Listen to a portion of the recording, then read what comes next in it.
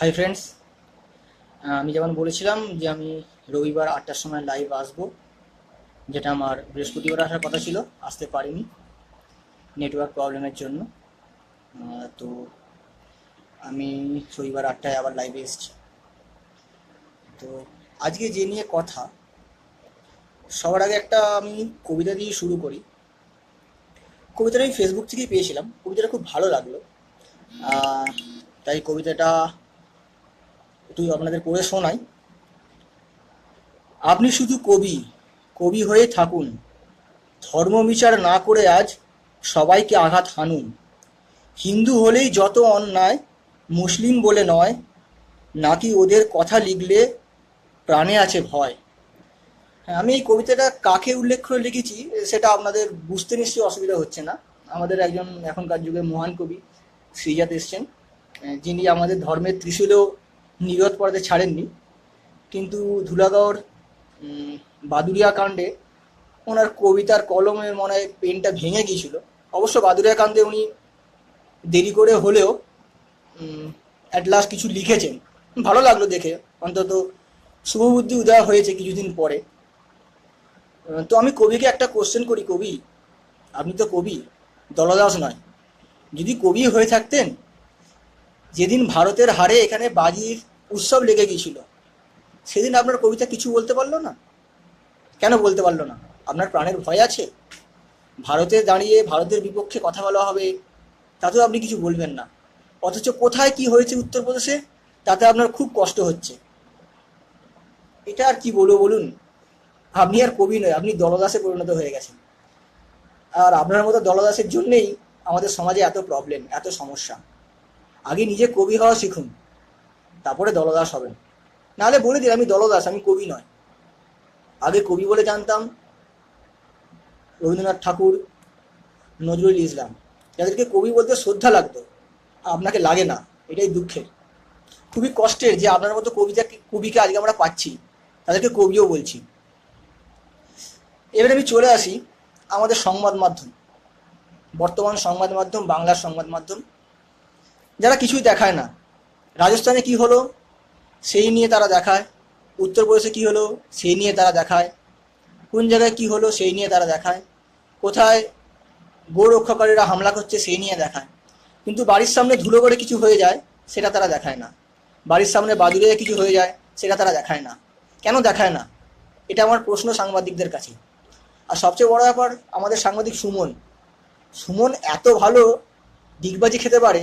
যদি অলিম্পিকে ডিগবাজির কোনো পদক থাকতো, সুমন সিও সোনা পেত। আমি কিছু বক্তব্য অনেকদিন ধরেই সুমনের সম্পর্কে ভেবে রেখেছি, যেটা আজকে বলছি।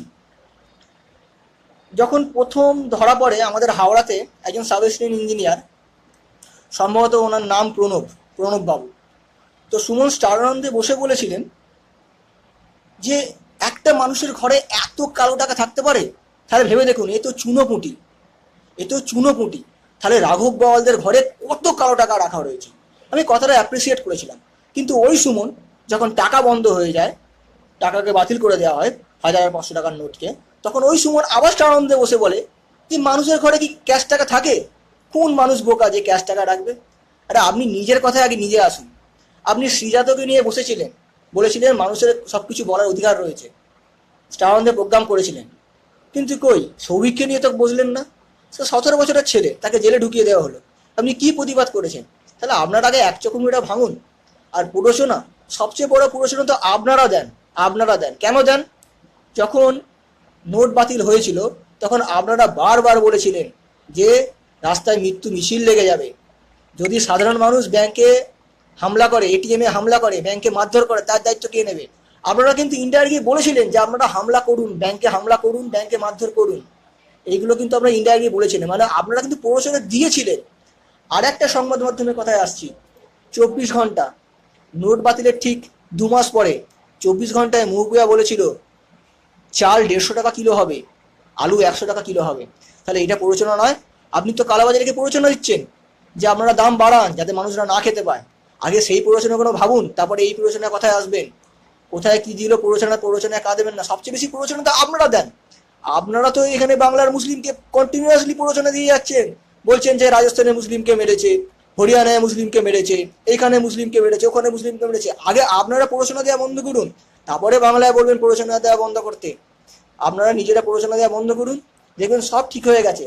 জাতিভেদ আপনারা তৈরি করেন, মানুষকে খেপান আপনারা। আপনারা নিজেদের সংবাদ মাধ্যমের দায়িত্বটা পালন করুন। আজকে আমাকে বাংলার খবরের জন্য ইংরাজি চ্যানেল, বম্বে চ্যানেল, দিল্লির চ্যানেল, ন্যাশনাল চ্যানেলগুলো ফলো করতে হচ্ছে। আমি বাংলায় বসে বাংলা চ্যানেলে কোনো কিছু খবর পাচ্ছি না, বাংলায় কী ঘটেছে।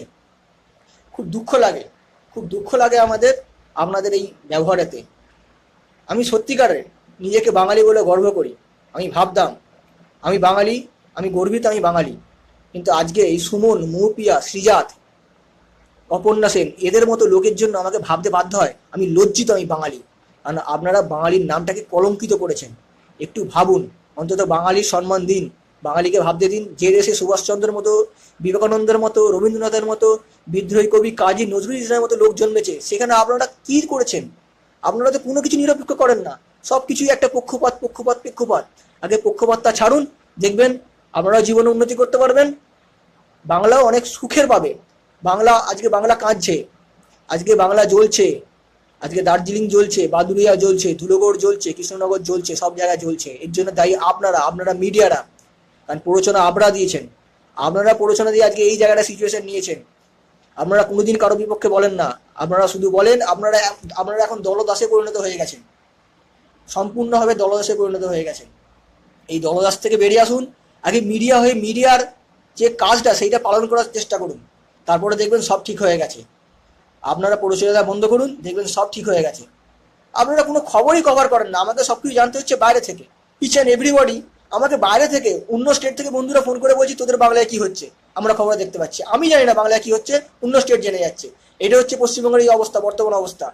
এটাকে একটু চেঞ্জ করার চেষ্টা করুন, আর ভাবুন কিছু, নিজেরা কিছু ভাবুন।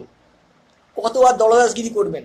আর আপনারা যারা বিদ্বজন তাদেরকে বলছি, একটু আপনারা নিজেদেরকে বিদ্বজন বলেন, শিক্ষিত সমাজ বলেন। আপনারা জুনেদকে নিয়ে রাস্তায় নামলেন, সৌভিককে নিয়ে নামলেন না। এটা কি ধরনের বিদ্বজন?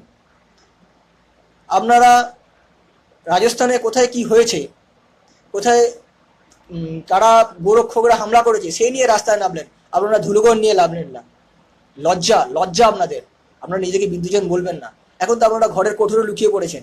বেরোন, এখন রাস্তায় বেরোন, পশ্চিমবঙ্গের অবস্থা সম্পর্কে কিছু বলুন, মুখ খুলুন।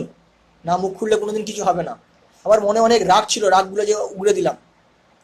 ভাবুন, আমরা সবাই ভাই ভাই, আমরা সবাই ভাই ভাই, কিন্তু সেই ভাই ভাইটাকে আপনারা বিভেদ করছেন। আপনারা কন্টিনিউয়াসলি বলে যাচ্ছেন যে গোটা ভারতে মুসলিমরা অত্যাচারিত, কন্টিনিউয়াসলি। আগে আপনারা এই প্রচারটা বন্ধ করুন টিভিতে, দেখবেন বাংলাও শান্ত হয়ে যাবে। আপনারা কন্টিনিউয়াসলি মুসলিমদের উস্কানিমূলক বক্তব্য রেখে যাবেন, তো এখানে তো এই ঘটনা ঘটবেই। আর তারপরে কেউ কিছু বললেই আপনারা বলেন নাকি তারা হিন্দুদের উস্কানিমূলক বক্তব্য রাখছে। আপনারা আগে যদি উস্কানিমূলক বক্তব্য বন্ধ করতে হয়, তাহলে আপনারাও বন্ধ করুন, দেখানো বন্ধ করুন। কোথায় কি হচ্ছে, উত্তরপ্রদেশে কি হচ্ছে, আমাদের কি আছে, রাজস্থানে কি হচ্ছে, আমাদের কি আছে, সেগুলো ভাবুন।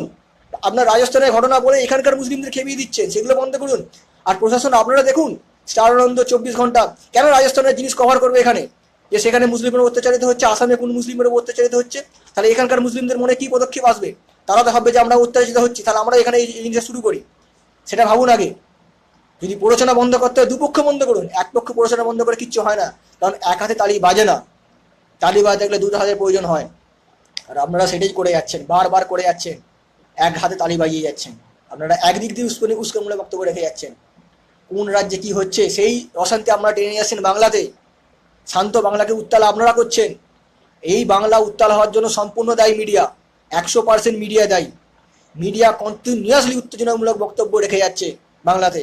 রাজস্থানের ঘটনা, আসামের ঘটনা, গুজরাটের ঘটনা, এই ঘটনাগুলো উস্কানিমূলক আপনারা কন্টিনিউয়াসলি দিয়ে যাচ্ছেন মিডিয়াতে। আর তার ফলে আজকে বাংলা অশান্ত হচ্ছে। এই বাংলা অশান্তির জন্য সাধারণ মানুষ দায়ী নয়, কোনো পার্টি দায়ী নয়, 100% দায়ী মিডিয়া। আপনারা দায়ী। আপনারা এই উত্তেজনামূলক বক্তব্যগুলো বন্ধ করে দিন, দেখবেন বাংলা শান্ত হয়ে গেছে। বাংলার কথা ভেবে অন্তত বন্ধ করুন। আর দলদাস হবেন না।